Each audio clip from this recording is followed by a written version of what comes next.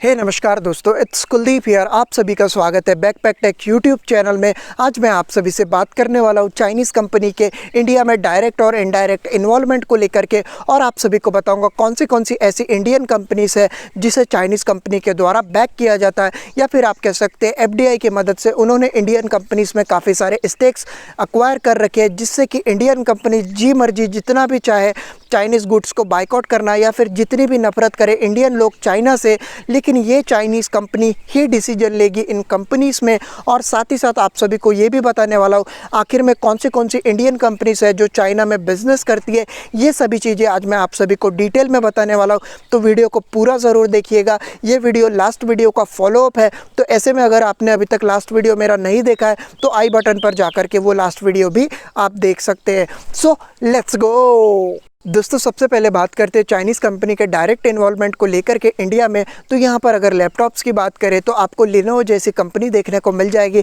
जो कि आज के डेट में इंडिया में काफ़ी पॉपुलर हो चुकी है। वहीं अगर स्मार्टफोन्स की बात करें तो शाओमी आपको नंबर 1 की पोजीशन पर देखने को मिलेगी। वहीं बीबीके इलेक्ट्रॉनिक्स की सब्सिडरीज वीवो, ओप्पो, रियलमी और वन प्लस देखने को मिल जाएगी। अगर चारों कंपनी का आप अगर शेयर इकट्ठा करेंगे तो यहाँ पर नंबर 1 पे आपको बीबीके इलेक्ट्रॉनिक्स देखने को मिलेगी। वहीं आपको जो है बाकी और भी चाइनीज़ कंपनी जैसे हुआवे, ऑनर स्मार्टफोन बेचते हुए नज़र आ जाएगी। ऑटो सेक्टर में आपको जो है सायक जैसी कंपनी देखने को मिलेगी। तो वहीं बाकी अदर सेक्टर में भी आपको चाइनीज़ कंपनी का इन्वॉल्वमेंट देखने को मिल जाएगा। चूँकि ये कंपनी डायरेक्टली इंडिया में प्रोडक्ट बेचती है, या फिर आप कह सकते हैं डायरेक्टली अपना प्रोडक्ट कंज्यूमर तक ले जाती है, तो ऐसे में यहाँ पर हम इन चाइनीज़ कंपनीज़ को बड़े आसानी से टारगेट कर सकते हैं और हम इन प्रोडक्ट्स को बाइकआउट कर सकते हैं। लेकिन काफ़ी सारी ऐसी कंपनी है चाइना की जो बैक एंड में बिज़नेस करती है, तो ऐसे में अगर वो कंपनीज बैक एंड में बिज़नेस करेगी तो काफ़ी सारे इंडियन यूज़र्स को पता ही नहीं चलेगा कि ये कंपनी जो मैंने चाइनीज़ गुड्स को तो बाइकआउट कर दिया, जो डायरेक्टली मुझे चाइनीज़ कंपनी सामान बेच रही थी, लेकिन अब मैं उन कंपनीज से सामान खरीदने लगा हूँ जिन कंपनीज में इनडायरेक्टली चाइनीज़ कंपनी का इन्वॉल्वमेंट है। तो सबसे पहले अगर बात करें एजुकेशन सेक्टर में कंपनी को लेकर के, तो बायजूस जो कि बहुत ही पॉपुलर स्टार्टअप है और इंडियन क्रिकेट टीम के द्वारा उससे टाइटल स्पॉन्सर का टैग भी मिला हुआ है। तो ऐसे में बायजूस में आपको लगभग $1.4 बिलियन की इन्वेस्टमेंट देखने को मिल जाएगी चाइनीज़ कंपनी के द्वारा।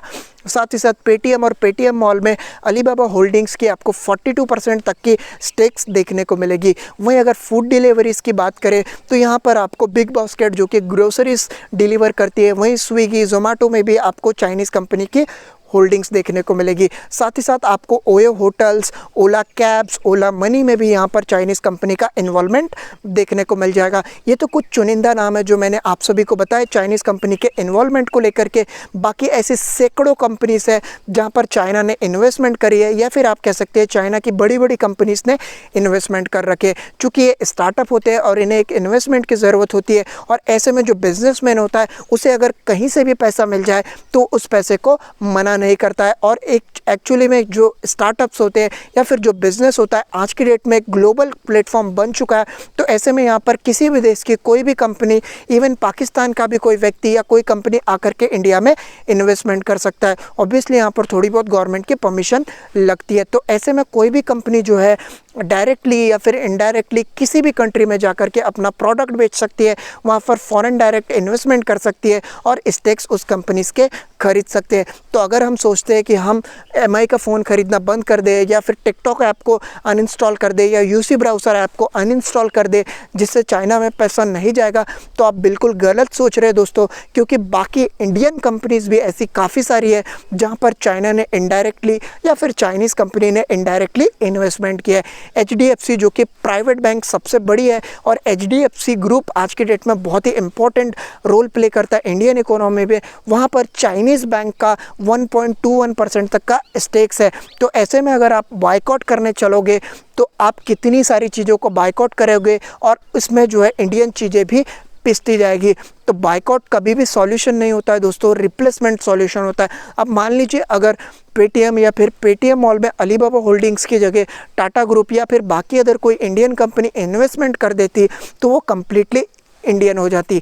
लेकिन उस समय जब अलीबाबा ग्रुप ने इस कंपनी में इन्वेस्टमेंट किया तो काफ़ी बड़ा शेयर होल्डर अलीबाबा ग्रुप बन गया। उसी प्रकार से जो है बाकी कंपनीज में भी चाइनीज़ कंपनी ने इन्वेस्टमेंट करके रखा है।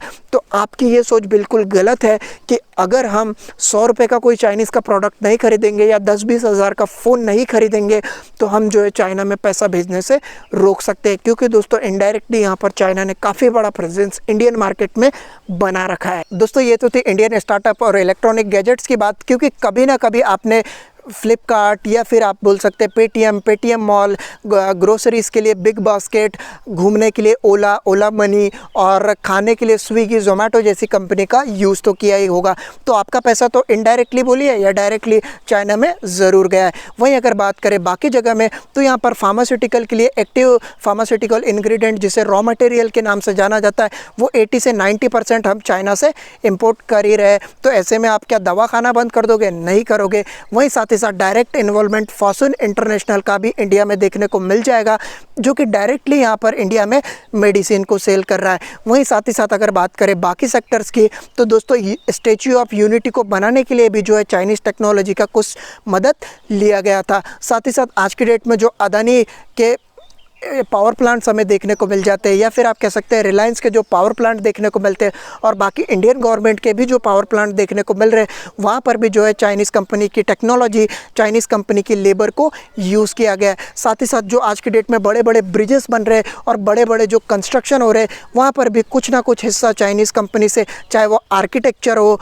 आर्किटेक्ट हो या फिर बाकी अदर सेक्टर्स में हिस्से हो, चाइना का इन्वॉल्वमेंट ज़रूर से।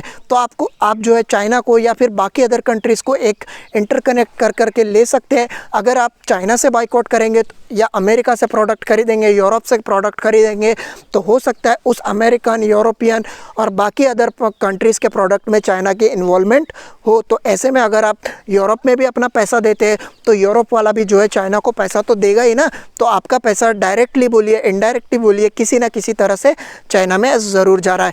वहीं अब अगर बात करें जॉब्स की तो आज की डेट में जो भी चाइनीज़ कंपनी है या जो भी चाइनीज़ स्टार्टअप है या चाइनीज़ होल्डिंग्स है आज की डेट में इंडिया में लगभग 1 मिलियन से ऊपर जॉब्स ही प्रोवाइड करा रहा है। आप सोचिए पेटीएम मॉल में कितने सारे लोग काम करते होंगे, बायजूस में कितने सारे लोग काम करते होंगे। बायजूस आज की डेट में इंडियन क्रिकेट टीम का टाइटल स्पॉन्सर है।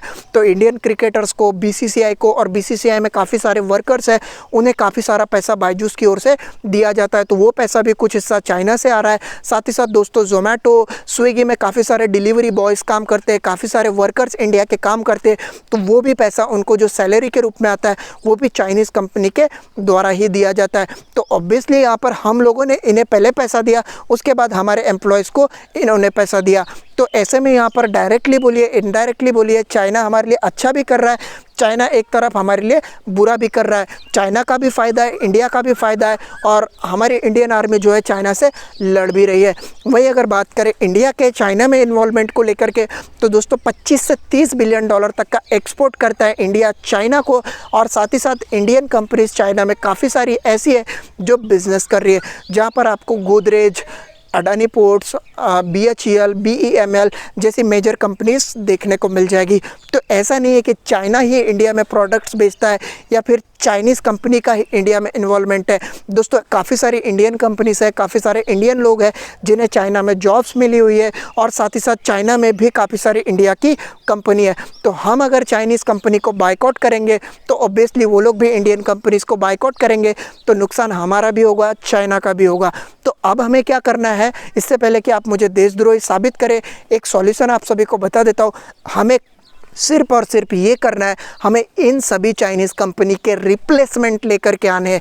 रिप्लेसमेंट बोले तो हमें धीरे धीरे जो है इंडिया में मैन्युफैक्चरिंग फैसिलिटीज़ खोलनी है, वो यूरोपियन कंपनीज़ की हो, अमेरिकन कंपनीज़ की हो या इंडियन कंपनीज़ की हो। उसके बाद जो है हम जैसे जैसे इलेक्ट्रॉनिक्स मार्केट हमारा बढ़ता जाएगा या फिर कोई और भी मार्केट हमारा धीरे धीरे ग्रो करता जाएगा तो हम ऑटोमेटिकली इन चाइनीज़ प्रोडक्ट को धीरे धीरे बाइकआउट करना स्टार्ट कर देंगे। साथ ही साथ 2025 तक इंडिया का जो इलेक्ट्रॉनिक मार्केट है वो $400 बिलियन का हो जाएगा। तो ऐसे में यहाँ पर ये एक बहुत ही अच्छी बात है। तो मैंने जो भी चीज़ इस वीडियो में बताई है ये केवल और केवल इंटरनेट से ली गई इन्फॉर्मेशन पर बेस्ड है, जो कि मेरे हिसाब से काफ़ी ट्रू है।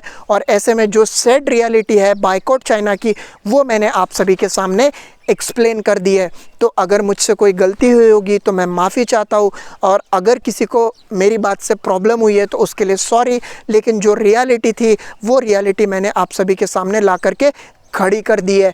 तो ऐसे में अगर वीडियो अच्छा लगा तो वीडियो को लाइक कीजिए, वीडियो पे कमेंट कीजिए और चैनल को सब्सक्राइब करना बिल्कुल भी ना भूलें।